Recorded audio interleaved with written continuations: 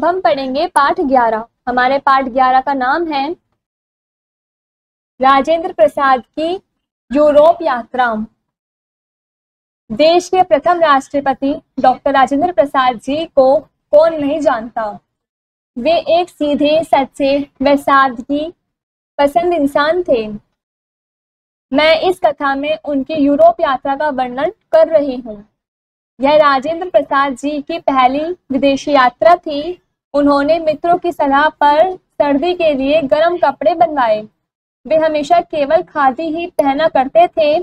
विदेश जाकर भी उन्होंने अपने आप को बदलना उचित नहीं समझा, इसलिए उन्होंने कश्मीर से ऊन के कपड़े ही खादी भंडार से मंगवाकर बनवाए।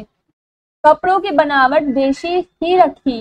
उन्होंने अंग्रेजी पोशाक न पहनने का निश्चय किया था। इससे उन्हें दो लाभ हुए। एक तो बहुत कम खर्च में ज्यादा कपड़े तैयार हो गए।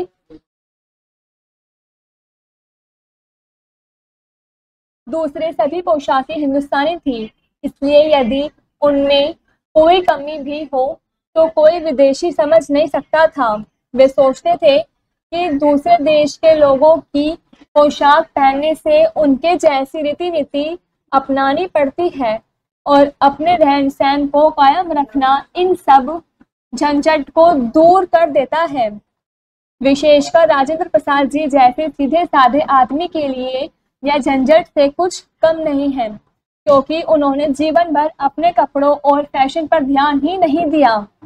उन्होंने कपड़ों को शरीर गर्म रखने और शरीर ढकने का साधन मात्र समझा है। जहाज में उनकी पोशाक लोगों के कौतूहल का केंद्र बनी रही। एक पारसी दंपति और एक अंग्रेज सज्जन उनकी ओर विशेष आकर्षित हुए। गांधी जी खादी और शाकाहार के संबंध में बातचीत करते हुए उनका समय आसानी से कट गया। रास्ते में उन्हें पता चला कि जब तक जहाज सुएज नहर से गुजरता है तब तक चाम्स कुक कंपनी की ओर से ऐसा प्रबंध रहता है कि जो यात्री चाहे वह मोटर द्वारा कैरो नगर और उससे थोड़ी दूरी पर सफिक्स को देखकर आ सकता है। उन्होंने भी दोनों जगह घूम आना उचित समझा। उनके साथ कुछ और यात्रियों ने भी वहां जाने का प्रबंध कर लिया।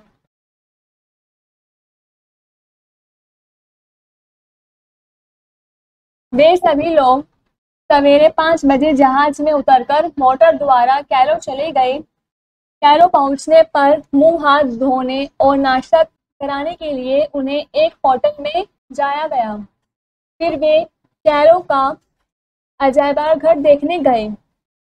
वहां पिरामिडों की खुदाई से निकली चीजें सुरक्षित हैं। यह अजायबघर बहुत सुंदर है। प्राचीन मिस्र के कितने शूरवीर बादशाहों के शव मम्मी जो पिरामिडों से निकले हैं, पर उनका चेहरा और हाथ पैर ज्यों के त्यों हैं। वे जिस कपड़े में लपेटकर गाड़े गए थे वह कपड़ा भी अभी तक वैसा ही लिपटा हुआ है। वह कपड़ा बहुत ही महीन हुआ करता था। कहते हैं कि वह भारत से ही जाया करता था। उन दिनों वहां के निवासियों का विश्वास था कि आराम के सभी साधन मुर्दों के साथ गाड़ दिए जाएं तो वह उन सामानों से परलोक में भी आराम पा सकते हैं। इसी विश्वास के अनुसार वह सारी आवश्यक वस्तुएं शव के साथ गाड़ दिया करते थे।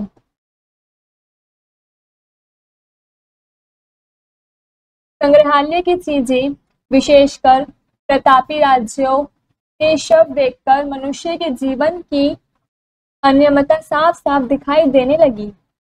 इसे दृश्य देखकर यह मालूम होने लगता कि मनुष्य जो कुछ अपने बड़प्पन के मद में करते थे वह कितना तुच्छ और अस्थायी है।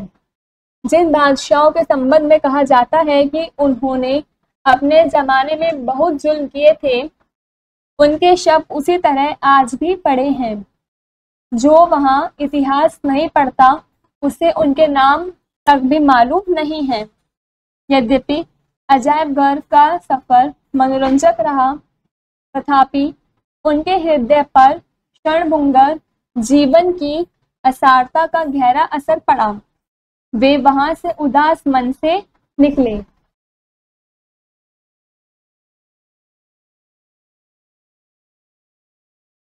दोपहर का भोजन करके वे लोग कुछ दूर तक मोटर पर पिरामिड देखने गए। एक स्थान पर पहुंचकर उन्हें मोटर छोड़कर ऊँटों की सवारी करके पिरामिड तक जाना पड़ा। उनके लिए ऊँटों की सवारी बिल्कुल नहीं थी, क्योंकि वे कभी ऊँट पर चढ़े नहीं थे। पिरामिडों के नजदीक जाकर देखा, ये बहुत ऊंची चौखुटी इमारतें हैं। ये इमारतें एक एक ईंट काटकर न जाने कितने दिनों में तैयार हुई होंगी।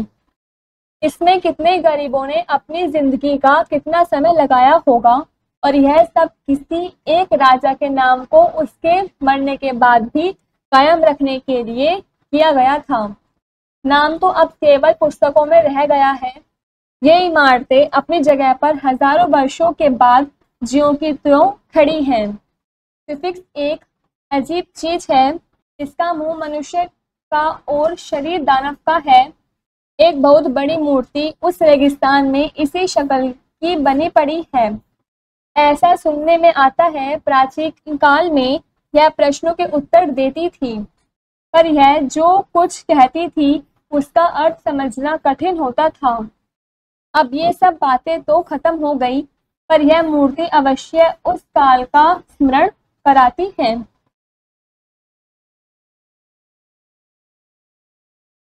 संध्या समय वापस आकर वे लोग रेल पर सवार हुए और रात के 11 बजे पोर्ट साइड पहुंचे। जहाज वहां पहुंच गया था। उन्होंने रेल में ही खाना खाया और अपने अपने कमरों में जाकर सो गए। भूमध्य सागर पर पहुंचने के बाद उन्हें सर्दी लगने लगी। लाल सागर तो बहुत गर्म था, अरब सागर से भी अधिक। भूमध्य सागर में हवा भी कुछ जोर से चलती थी, इसलिए जहाज कुछ हिलता था। कुछ दिन बाद वे माले मतलब फ्रांस पहुंच गए। समुद्री यात्रा में चारों ओर पानी ही पानी दिखाई देता है। दिन रात पानी देखते देखते 1-2 दिनों में ही उनका मन उब गया। अगर उन्हें कोई गुजरता हुआ जहाज या जमीन देखने को मिल जाती तो वे आनंदित हो उठते थे। कभी मुसाफिर जमीन को ऐसे देखते मानो उन्होंने कभी जमीन देखी ही नहीं। वे मार्सेल्स में सुबह उतरे, वहां एक होटल में ठहरे। वहां भी उन्होंने कुक कंपनी की कृपा से शहर के सभी देखने योग्य स्थानों को देख लिया। सवेरे जहाज से उतरते ही उन्होंने रात को रवाना होने वाली गाड़ी में अपने लिए जगह बुक करा ली थी। वे दिन भर घूम घाम कर रात की गाड़ी से पेरिस के लिए रवाना हो गए।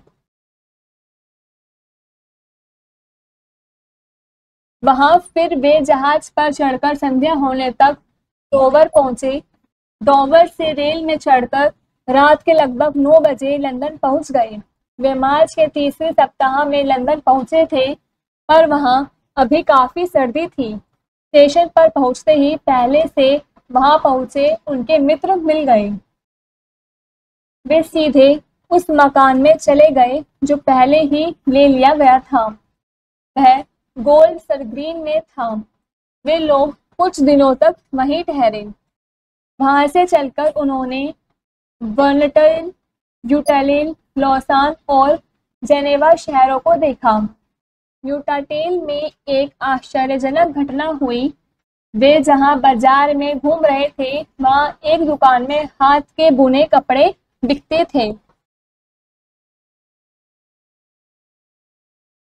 एक लड़की उन कपड़ों को बेचने का काम कर रही थी। वह लड़की अंग्रेजी भी जानती थी। उन्होंने हाथ के बुने कपड़ों के बारे में बातचीत की। उसने राजेंद्र बाबू के कपड़ों को देखते ही समझ लिया कि वे हिंदुस्तान में रहने वाले हैं। राजेंद्र बाबू को यह जानकर आश्चर्य हुआ कि वह न केवल गांधी जी का नाम जानती थी, बल्कि गांधी जी के संबंध में जो ग्रंथ उसे मिल सके थे उन्हें वह पढ़ चुकी थी। वे जहाँ के प्रसिद्ध स्थान देखकर मार्सेल्स के लिए रवाना हुए। वे मार्सेल्स में मुल्तान जहाज पर रवाना हुए और मुंबई आ उतरे।